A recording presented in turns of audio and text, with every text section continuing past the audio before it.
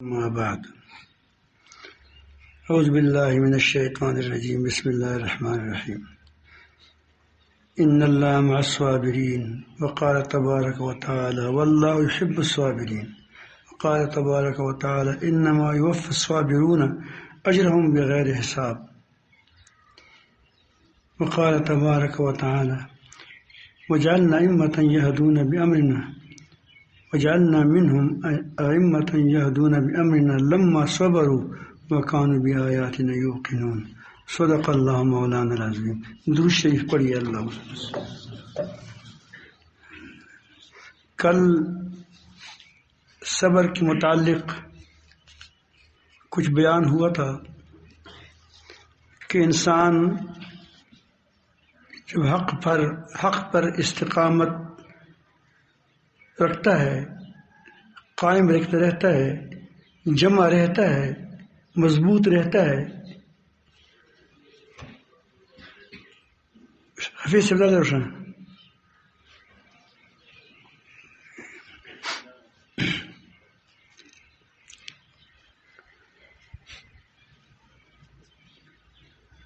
جب حق پر ڈٹا رہتا ہے تو جب اس کی اصلاح ہو جاتی ہے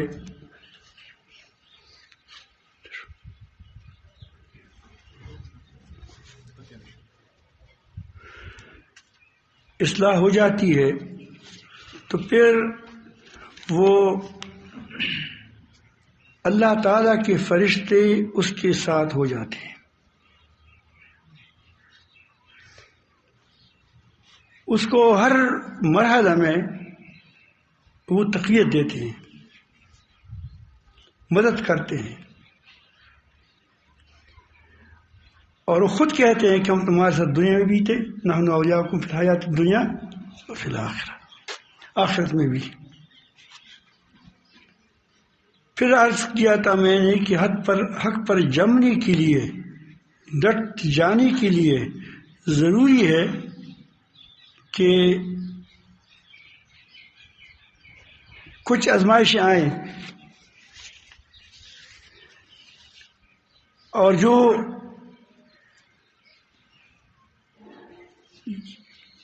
جب آزمائشیں آئیں اس وقت آپ حق پر جمے رہیں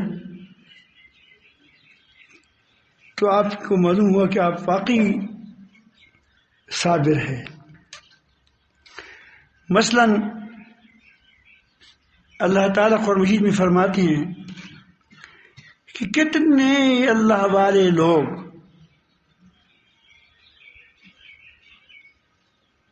اللہ تعالیٰ کی نبیوں کے ساتھ مل کر اس نے لڑائی کی، جنگی لڑی. فمستقاموا وما ضعفوا، اس نے گوٹھ نہیں ٹک لیے اور ضعیف نہیں ہو گئے. اور بڑی لمبی آیات یاد نہیں ہے کریمہ، لیکن اس میں یہ سارے صفات آئے ہیں. اس کی آخر میں پھر اللہ تعالیٰ فرماتے ہیں واللہ یحب الصابرین، اللہ تعالیٰ صابروں سے محبت رکھتا ہے. جس سے محبت رکھتا ہے اللہ محبت رکھی، وہ یہی لاڈلا ہے. یہ کیا ہے؟ یہ لاڈلا ہے آپ کی. لیکن کیوں؟ اللہ تعالیٰ کی احکام پر جمے رہنے کی وجہ سے. حالات آئیں گے، حالات جائیں گے. اللہ فرماتے ہیں، میں یہ حال بھی ہے مجھے یاد، وَكَأَيٍّ مِّن نَبِيٍّ قَاتَلَ مَعَهُ الرَّبِّيُّونَ كَثِيرًا فَمَا وَهَنُوا لِمَا أَصَابَهُمْ فِي سَبِيلِ اللَّهِ وَمَا ضَعُفُوا وَمَا اسْتَكَانُوا وَاللَّهُ يُحِبُّ الصَّابِرِينَ. کتنے پیغمبر اللہ والے ایسے گزرے ہیں جو نبیوں کے ساتھ مل کر انہوں نے اللہ کے راستے میں جہادی کی، لڑی، اس کو تنگ کیا گیا، اس کو مشکلات میں ڈال دیا گیا. لما اصابہم فی سبیل فما وہنوا، پھر سستی نہیں دکھائی، توڑ دلی نہیں بن گئے. جو اس کو اللہ تعالیٰ کے راستے میں مشکلات آئی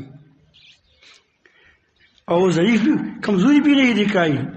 آپ نے دیکھا تھا جب افغانستان کے اندر طالبان کی بہت کم تعداد بھی کم تھی، وسائل بھی نہیں تھے، کچھ بھی نہیں تھا، اور پھر اس کو پہلے مفت میں جنت مل گیا تھا، یعنی آسانی سی حکمرانی مل گئی تھی۔ پھر اللہ تعالیٰ جل جلالہ نے کہا کہ اب تم تھوڑے سے تجربہ کر لو۔ پھر کتنی مشکلات ان پر آئی، کتنے انہوں نے یہ بوتل بم بنائے، اوپر سے کتنی جہازیں آئیں، کتنے وہ آپ کے سامنے ہیں۔ یہ ایسی باتیں کہ یہ کوئی دور کی بات نہیں ہے، یہ آپ جوانوں کو بھی پتہ ہے۔ جب اس کو کہا گیا کہ تم ہم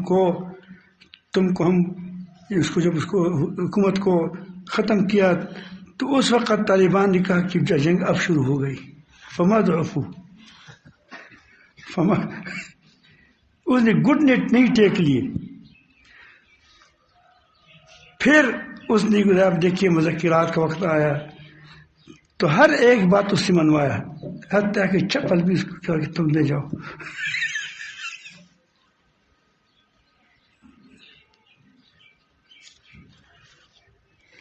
تو یہ تمام اقوام کے لیے ہے، یہ نہیں کہ ان کے لیے ہے۔ جو قوم بھی حق پر جم جائے گی، ڈٹ جائے گی، نہ دجال کی پرواہ کرے، نہ بل گیٹ کی پرواہ کرے، نہ IMF کی پرواہ کریں، نہ بلیک لسٹ کی پرواہ کریں، نہ گرے لسٹ کی پرواہ کریں، تو رب کچھ وقت مشکلات آئیں گی، لیکن پھر آپ دیکھیں گے کہ رب العالمین کی ایسی مدد آپ کے ساتھ ہو جائے گی کہ آپ پھر اعلیٰ ہو جاؤ گے۔ وَلَا تَهِنُوا وَلَا تَحْزَنُوا وَأَنْتُمُ الْأَعْلَوْنَ إِن كُنتُم مُؤْمِنِينَ۔ تم ہمت مت ہارو، تم تو دل مت بن جاؤ، تم بھی غالب آؤ گے بالآخر، بین الاقوامی طاقت بن جاؤ گے، ان کنتم مومنین، اگر تم واقعی ایمان والے ہو۔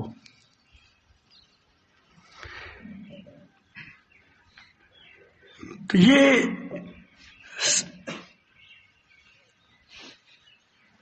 اس صبر کے اصول کے لیے اب کس طرح اس کو حاصل کیا جائے، اللہ تعالیٰ ہم سب کو آزمائشوں سے بچائیں۔ اس میں آپ یہ کریں کہ میں نے کل بھی اشارہ دیا تھا کہ نفس کے ساتھ مقابلہ کریں، نفس کے ساتھ لڑیں۔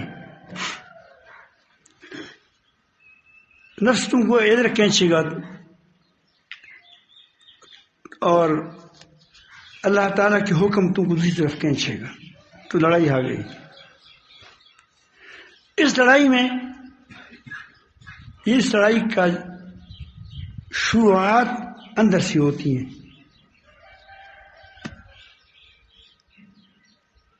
لالچ آئے گی، مال کی لالچ آ جائے گی، منصب کی لالچ آ جائے گی، اور بڑی لالچ بڑی چیزیں ہیں دنیا کی نظروں میں، دنیا والوں کی نظروں میں۔ تو آپ مقابلہ کرتے جائیں کہ نہیں، ایسا نہیں۔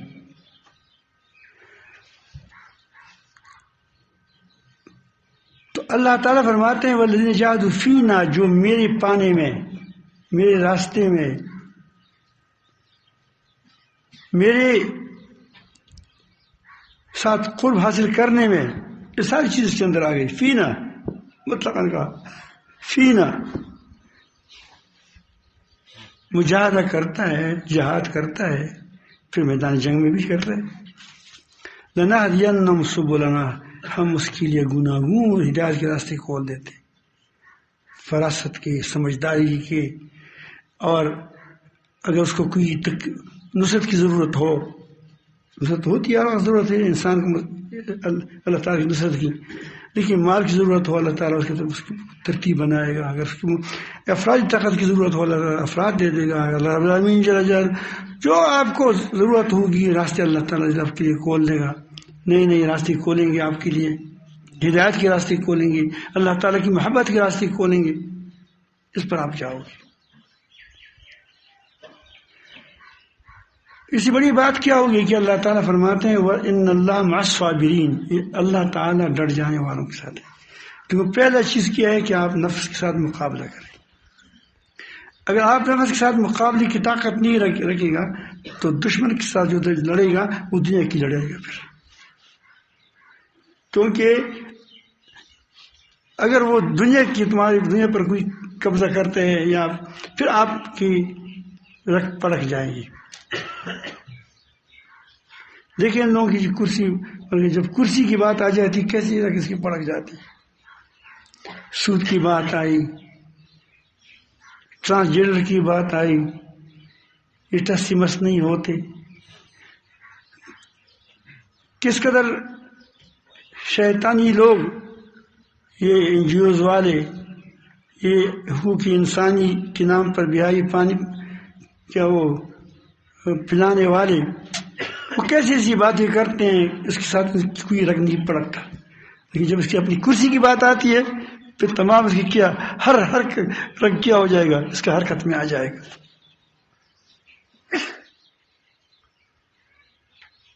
تو دراصل یہ ایمان کی کمزوری ہے۔ تو آدمی نفس کے ساتھ مقابلہ کرے، اس نے ابھی تک نفس نے مقابلہ نہیں کیا ہے، اب نفس کی اس نے لوگوں سے مقابلہ کیا ہے، لیکن کس کے لیے کیا ہے کہ کرسی میری ہو جائے۔ اس جمہوریت کو بھی لوگ کہتے ہیں کہ اسلامی تو زیادہ کھایا تھا چند سال بادشاہی کی زبردست بادشاہی، ہر روز ووٹ ہے، ہر روز ووٹ ہے، ملک کا پیسہ خراب ہوتا ہے، لوگوں کی کیا وہ حالات اختلافات اس کے اندر آ جاتے ہیں۔ اس پر میں نے اسرار العروج میں بہت بڑی تفصیل کی ہے، اس کو پڑھ لیں، جسے پڑھ لیا انشاءاللہ وہ ٹھیک ہو جائے گا، لیکن پورا پڑھ لیں، ایسا نہ ہو کہ ادھورا پڑھ لیں، جو ادھورا پڑھے گا وہ ادھورا رہے گا، کیونکہ میری بات کو نہیں سمجھے گا وہ۔ تو یہ آپ نفس کے ساتھ مقابلہ کریں۔ اب میں یہ نہیں کہتا کہ آپ دنیا چھوڑ لیں۔ ہمارے استاد محترم حضرت مولانا محمد حسن جان شہید رحمۃ اللہ علیہ، وہ ایک مثال دیتے تھے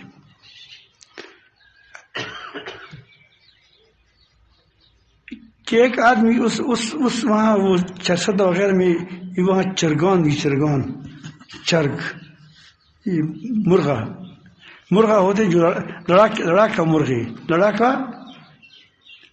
مرغے ہوتے ہیں، تو دیکھیں آپ نے بٹیروں کو لڑاتے ہیں، تیتروں کو لڑاتے ہیں، چیزوں کو لڑاتے ہیں، تو لوگ چرگان کو لڑاتے ہیں، کس کو؟ مرغوں کو لڑاتے ہیں۔ تو مرغوں کی لڑانے والے ایک ساتھ بڑا مرغ کا شہزائی ہوتا ہے، اس کے ایک سکور کے اندر ایک کلنگا، وہ کہتے ہیں کلنگا چرگ، کلنگا زبردست لڑانے والا چرگ مرغ ہے، اس کو بڑا محبوب ہے، اور دوسرا اس کے اکلوتا بیٹا ہے، وہ دونوں چلتے چلتے کنویں میں گر گئے، کنواں ہے، ابھی ایک دم اندر چلا گیا، فوراً کہ اس کو اٹھائیں۔ اب اگر بیٹے کو اٹھاتا ہے، ہاتھ ایک تو ہوتے ایک میں اٹھائے گا اس کے ساتھ تو مرغا مر جاتا ہے، اگر مرغے کو اٹھاتا ہے تو بیٹا مر جاتا ہے۔ تو اب وہ کیا کرے؟ اب جس کو وہ ترجیح دے گا، اس کو ترجیح کہتے ہیں، دنیا پر آخرت کو ترجیح دینا۔ اب ظاہر ہے وہ اپنے بیٹے کو اٹھائے گا،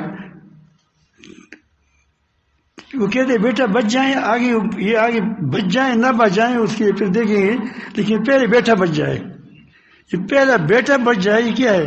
یہ ترجیح ہے۔ ہم پہلے مسلمان ہیں، کیا ہے؟ اسلام بچ جائے،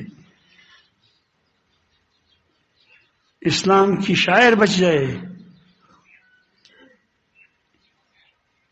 اس کے بعد دوسری چیزیں بھی ہماری ہیں، بیٹی بھی ہمارے ہیں، اولاد بھی ہمارے، سب کچھ ہمارا ہے۔ اس کو کہتے ہیں ترجیح۔ بل تؤثرون الحیات الدنیا، تمہاری جو اصلاح نہیں ہو رہی ہے اس کی وجہ یہ ہے کہ تم مرغے کو اٹھاتے ہو، بچے کو کیا کرتے ہو؟ چھوڑتے ہو۔ تو تمہارے بچے کہاں ہوں گے؟ بچہ تو چلا گیا، نہ پوتے ہوں گے نہ نواسے ہوں گے، ختم۔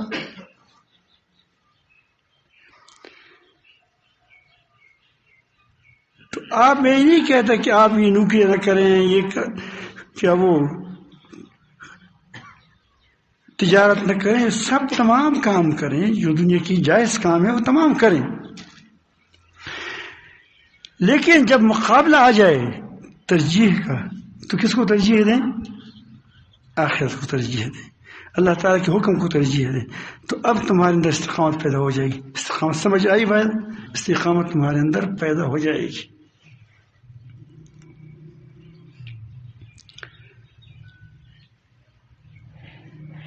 یہ جو کبھی ہم کہتے ہیں کہ معاملات پر پابندی کرتے ہیں، کبھی کسی کہتے ہیں کہ اتنا کرو، اتنا ذکر کرو، یہ کریں، اور پھر کبھی سردی کا موسم ہوتا ہے، کبھی گرمی کا موسم ہوتا ہے، تو اس میں ہم تو چاہتے ہیں، دل تو یہی چاہتے ہیں نا کہ تھوڑا سا ہر وقت موسم بہار ہو، کبھی وہ چادر اوڑھنا ہے، کبھی اسی کی ضرورت ہوتی ہے کنڈیشن کی۔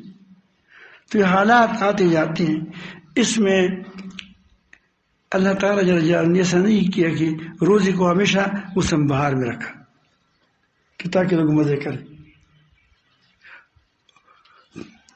تو یہ روزہ چلتا پھرتا ہے، کبھی رمضان میں مبارک میں آ جاتا ہے، نہ وہ گرمی میں آتا ہے، کبھی سردی میں آتا ہے، کبھی سخت سردی میں آتا ہے، مختلف اوقات میں آتا ہے، تو وہ آپ روزہ رکھتے ہیں، یہ تمہارا مجاہدہ ہے۔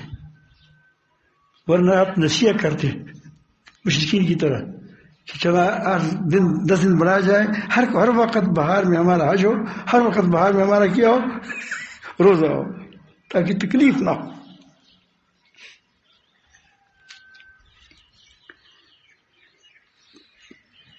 پھر آپ کو کہتے ہیں کہ اعمال پر پابندی کرو، جو اعمال آپ کے نماز، اب کہتے ہیں کہ نماز کے لیے سردیوں میں جانا کتنا اجر ہے۔ اب تمہارے سامنے ایک اجر ہے کہ میں سردیوں میں جاتا ہوں، مسجد میں جاتا ہوں، اول صف میں بیٹھتا ہوں، یا مثلا پہلے جاتا ہوں، 5 منٹ پہلے 10 منٹ پہلے وہاں جاتا ہوں تاکہ میں اللہ اللہ کروں، یاد کروں۔ وہاں تو گرمی ہوگی، گرمی کا موسم ہے، کوئی بات نہیں، میرا رب خوش ہوتا ہے۔ ٹھنڈک ہے، کوئی بات نہیں، میرا رب خوش ہوتا ہے۔ تو صبح کی نمازوں میں جاتا ہے، عشاء کی نمازوں میں جاتا ہے۔ اب عشاء کے وقت آدمی کو تک ہوا نیند بھی آتی ہے، اب نیند آتی ہے لیکن وہ کہتے ہیں کہ نہیں، گھر میں نہیں۔ اللہ تعالیٰ کا حکم ہے وَارْكَعُوا مَعَ الرَّاكِعِينَ، وَارْكَعُوا مَعَ الرَّاكِعِينَ۔ نبی کریم صلی اللہ علیہ وسلم نے بڑی اس کی تاکید کی ہے، میں ایسا قطعا نہیں کروں گا۔ اب دیکھیں آپ مجاہدہ کر رہے ہیں، اس مجاہدے سے تمہارے اندر کیا ہو جائے گی؟ طاقت پیدا ہو جائے گی۔ یہ سارے ہمارے اعمال، دین اعمال بھی کیا ہے؟ یہ بھی مجاہدہ ہے، بڑا مجاہدہ ہے۔ آپ سودا بیچ رہے ہیں، دکان پہ کھڑے ہیں، اور دکان چلتا ہوا دکان ہے، تھوڑا سا دکان بند ہو جائے تمہارا 1000 روپے کا نقصان ہوتا ہے۔ نقصان نہیں ہوتا ہے، نفع نہیں ہوتا۔ لوگ نفع نہ ہونے کو نقصان کہتے ہیں، نفع نہ ہونے کو نقصان کہتے ہیں۔ اب آپ توڑ رہے ہیں، اس وقت اب یہ دوسرا گاہک ہے، تیسرا گاہک ہے، مغرب کا نماز ہو گیا، اذان ہو گیا۔ اب مغرب تک آپ کام کر سکتے ہیں، عشاء تک کر سکتے ہیں، جب بھی آپ کے موقع ہو۔ اذان ہو گیا، اب اگر ان لوگوں کو نمٹاتے ہو، گاہک کو، تو نماز چلی جائے، یعنی کہ نماز بجماعت چلی جاتی ہے۔ اگر اس کو نہیں نمٹاتے تو پیسے چلے جاتے ہیں، جاتی نہیں ہے، لیکن یہ تمہارا خیال ہے، یہ تمہارا خیال ہے. اس وقت جو پیسہ آئے گا تمہارے پاس اس میں کوئی برکت نہیں ہوگی، وہ اپنے آپ کو اور دوسرے روپے کو بھی اڑا لے گا. لیکن آپ تو جانتے نہیں ہیں کہ میرا نفع آیا، وہ پتہ نہیں ہے. وہ کہتے ہیں کہ مولانا اگر یہ پیسہ ہمارے ساتھ نہ ہوتا تو یہ کیس کیسے لڑتے؟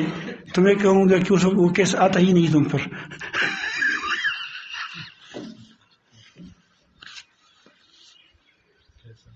سمجھ آئی بات؟ اگر یہ پیسہ نہ ہوتا تو میں یہ دل کے آپریشن تھا تو اس میں 5 لاکھ روپے کیوں لگتے؟ یہ کہ میں کہاں سے لگا؟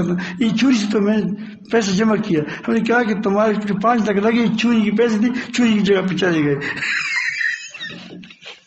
اللہ تعالیٰ اور بندوبست کرتا. تو اس وقت آپ کہیں کہ نہیں میرا رب کی حکم دیا، تو رب دیکھتا ہے کہ او ہو دیکھو میرا بندہ دکان بند کر رہا ہے. کیوں بند کر رہا ہے؟ میرے لیے بند کر رہا ہے. اب استقامت آپ کے اندر آئے گی نہیں آئے گی؟ آئے گی. دل چاہتا ہے کہ نماز پڑھوں، مزہ آتا ہے. ایک شخص نے غالباً حضرت مولانا سید سلیمان ندوی رحمۃ اللہ کو خط لکھا کہ حضرت میں کبھی دل چاہتا ہے پھر نماز بھی پڑھتا ہوں، نفلیں کرتا ہوں، یہ کرتا ہوں وہ کرتا ہوں، اور کبھی دل ایسا بند ہو جاتا ہے کہ نماز مزہ دیتا ہے، پھر فرض نماز بھی چھوڑ دیتا ہوں. تو جب خط پڑھا کہا کہ وہاں مٹائی والی نماز پڑھتے ہو. واہ مٹائی والی نماز پڑھتے ہو. جب مزہ آئے تو کھاؤ، مٹائی بھی جب تک مزہ آتا ہے تو کھاتے ہیں، جب مزہ نہ آیا تو کیا پھینک دیتا ہے.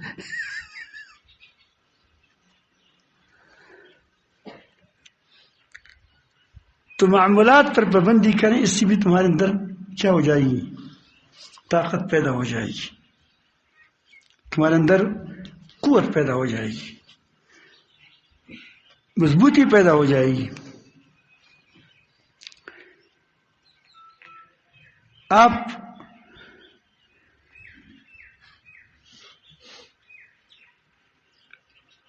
کوشش کریں کہ دوسروں کی خدمت کریں.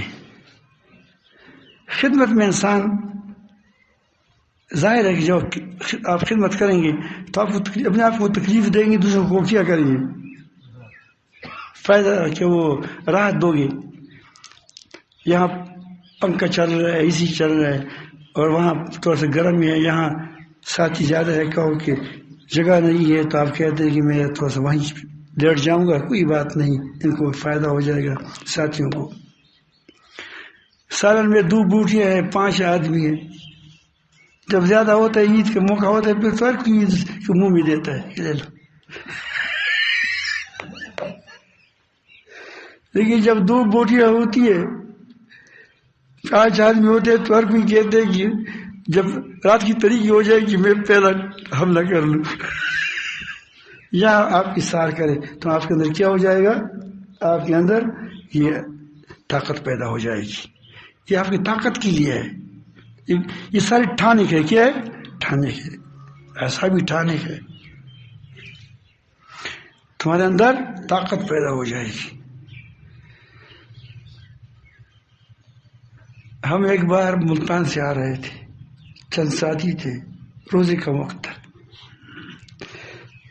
تو ایک جگہ پر ہم نے مغرب سے پہلے وہ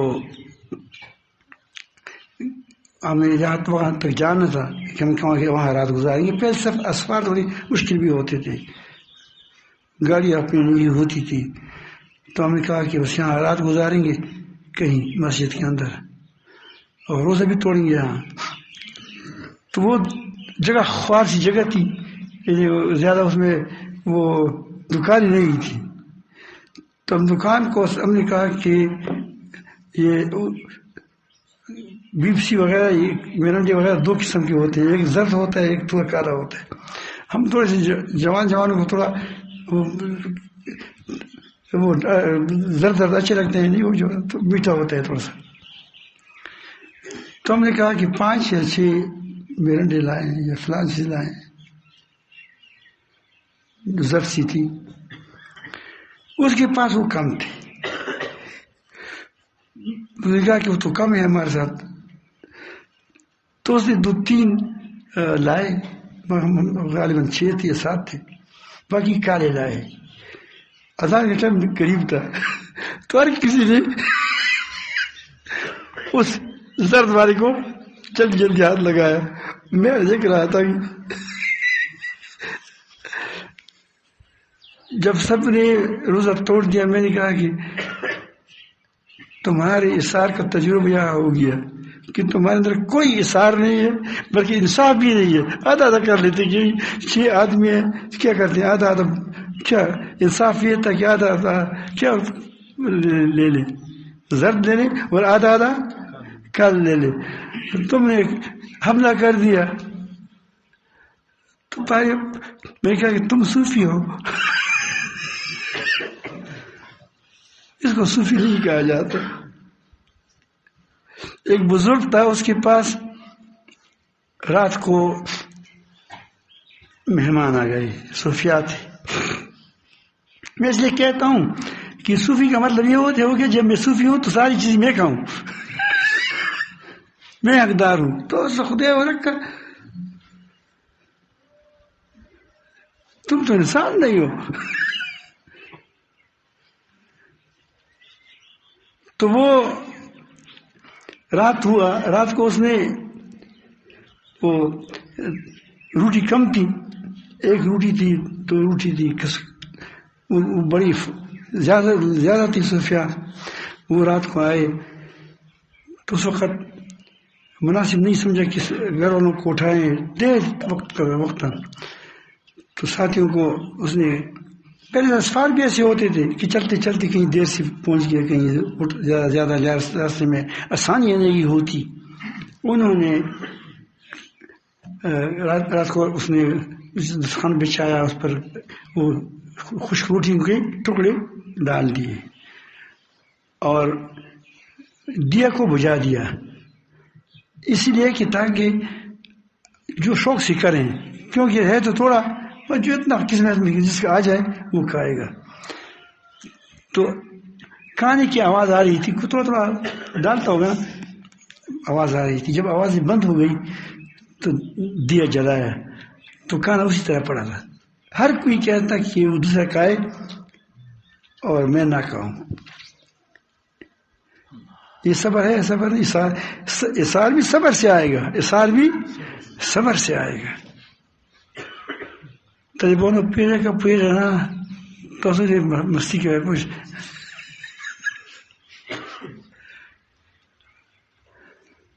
تو یہ وہاں روٹیاں پڑی ہوتی ہیں جو سرخ ہوتی ہیں، ایک دم وہاں سے حملہ کرتے ہیں. ایسے تمہارے اندر تمہاری اصلاح نہیں ہوگی. اصلاح کے لیے اثار ضروری ہے. کیا ہے اثار؟ یہ ضروری ہے. اثار اس میں بھی ہو کہ دین کو دنیا پر مقدم کریں، اور اپنے پیٹ میں بھی ہو کہ دوسری پیٹ کو اپنے پیٹ پر کیا کریں، مقدم کریں. اپنی خواہشات کو پیچھے کریں، دوسری کو کریں. تو آپ دیکھیں کہ انشاءاللہ آپ کی وہ ہو جائے گی، کیا وہ اصلاح ہو جائے گی، اصلاح ہو جائے گی، آپ کے اندر استقامت پیدا ہو جائے گی. اسی لیے انبیاء علیہ السلام ایک دم لوگوں کو بچائیے، کیا وہ نہیں کرتی، بلکہ بڑی مشکلات سے اللہ تعالیٰ اس کو گزرواتے تھے. خود انبیاء علیہ السلام جب نئے آ جاتے ہیں، کوئی مخالفت کرتا ہے، کوئی کہتے جادوگر ہے، جو اس کے ساتھ ہو جاتے ہیں، اس ساتھ باتیں مت کرو، اس کے راستوں پر مت جاؤ، اس کے ساتھ یہ مت کرو. تو یہ بالکل وہ کیا ہوتی ہے، ایسی ہوتا ہے کہ گویا وہ اس کو ہاتھ لگانا بھی پسند نہیں کرتا، ہاتھ ملانا نہیں پسند کرتا.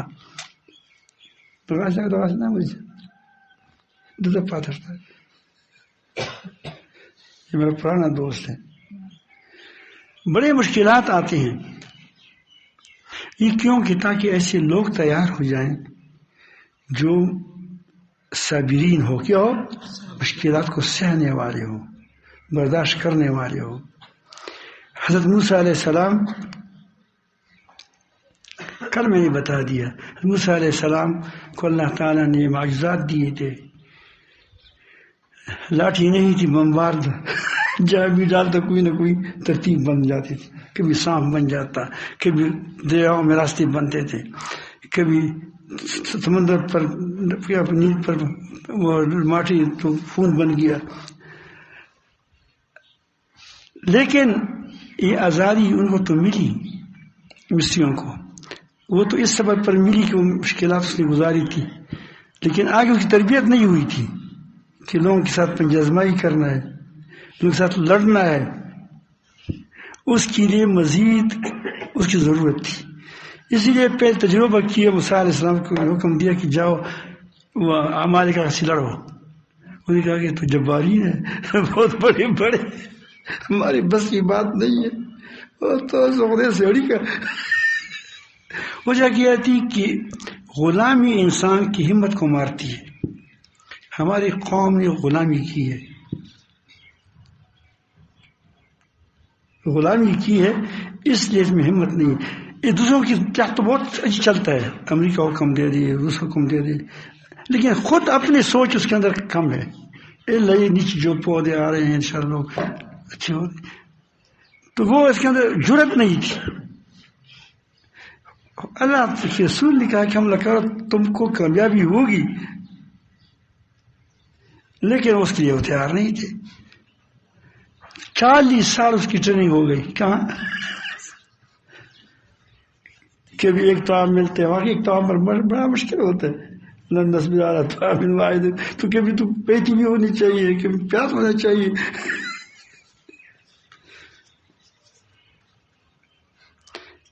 پھر اس کے بعد اس نے کیسی فتوحات کی پوری دنیا پر کیا. صحابہ کرام رضوان اللہ اجمعین کس قدر اس نے مشکلات اٹھائی، لیکن جب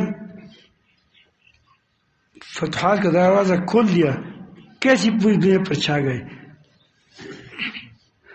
تو اس کے لیے یہ جو تزکیہ کا ہے، اس کے لیے تزکیہ کا عمل بہت انتہائی ضروری ہے.